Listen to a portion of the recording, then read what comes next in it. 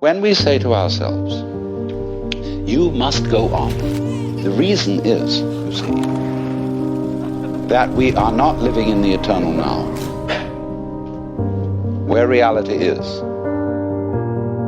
We are always thinking that the satisfaction of life will be coming later. Don't kid yourself. Only suckers put hope in the future. There isn't much of a future. You're going to die. So, therefore, this hope for the future is a hoax. It's a perfect hoax. Because you're not fully alive now, you think maybe someday you will be. Look, supposing I ask you, what did you do yesterday? Most people will say, well, I got up at 7:30 and I brushed my teeth and I read the newspaper over a cup of coffee, and then I looked at the clock and dressed and got in the car and drove downtown and did this and that in the office and so on, and you go on and on and on, and you suddenly discover that what you've described has absolutely nothing to do with what happened.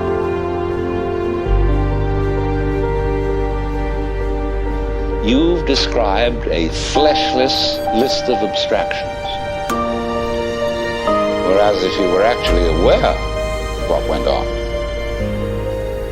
you could never describe it. Because nature is multidimensional, language is linear, language is scrawny. And therefore, if you identify the world as it is with the way the world is described, it's as if you were trying to eat dollar bills and expect a nutritious diet. Or eat numbers. A lot of people eat numbers. People play the stock market. They do nothing but eating numbers. No, they're always unhappy. Absolutely miserable. Because they never get anything. So therefore, they always hope more is coming. Because they believe that if they eat enough dollar bills, eventually something satisfactory will happen. So, eating the abstractions all the time, we want more time. Confucius very wisely said, a man who understands the Tao in the morning may die with content in the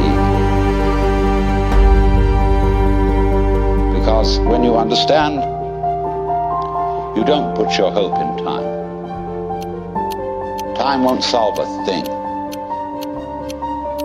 And the Christian word for sinning in Greek is amatanin, which means to miss the point. And the point is eternal life, which is here and now.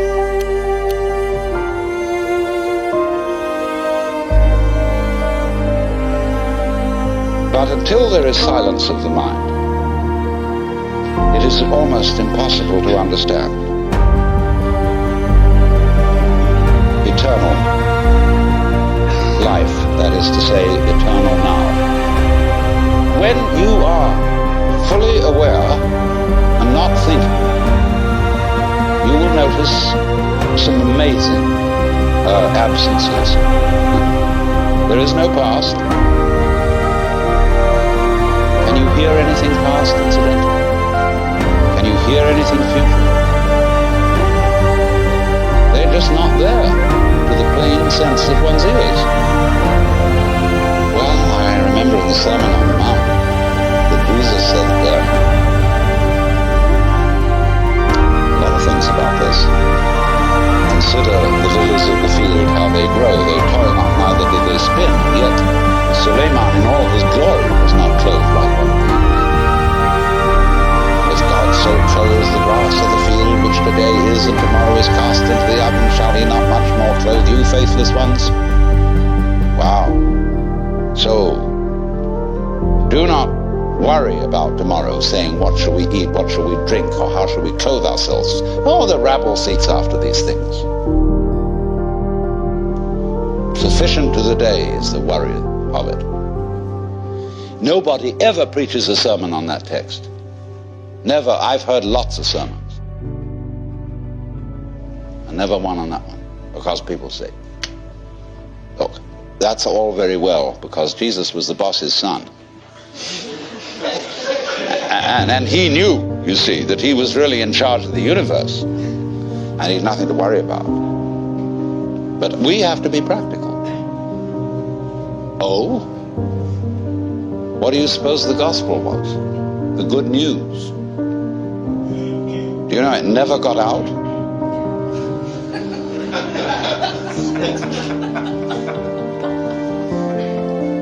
You too are the boss's son. That was the gospel. Lots of people in India know that perfectly well. When you get to be a certain age and after you've studied long enough with a certain guru, then and then only may you realize this. If you've put in the time, they finally let you in. Here you have to wait until you're dead. The only place to begin is now. Because here's where we are. So why put it off? A lot of people say, well, I'm not ready. What do you mean you're not ready? What do you have to be ready?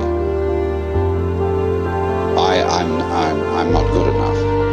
I'm perhaps not old enough, not mature enough. Still I'm frightened of pain. I'm still dependent on material things. I have to, eat a lot, drink a lot, and I better get all that under control first. Oh? You want to be able to congratulate yourself for having gone through the discipline, which is rewarded with realization. That is trying to quench fire with fire. Wouldn't it be great to have no fear?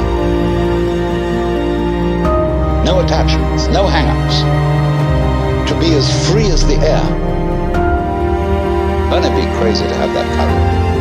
You look into yourself honestly. You find that inside you're actually a quaking mess of sensitivity. Running away from the quaking mess. Escaping. You never can. There's nothing you can actually do to transform your own nature into unattached selflessness. Because you have a selfish reason for wanting to do it. What does it mean that you can't do it? It's singing loud and clear. The reason you can't do anything about it is that you don't exist. You, as you conceive yourself to be, that is your ego, your image of yourself, isn't there. It doesn't exist. It's an abstraction. Well, when you understand that, you're liberated. There's the happening, the suchness. Yes, sure, you bet. But it's not pushing you around because there's no you to be pushed around. So, this illusion of the persecuted ego who is pushed around by fate, it has altogether disappeared. And so, likewise, the illusion of the ego who pushes fate around has also disappeared. There's a happening. By dying to yourself, by having become completely incompetent and found that you don't exist, you're reborn. You become everything, in the words of Sir Edwin Arnold, foregoing self,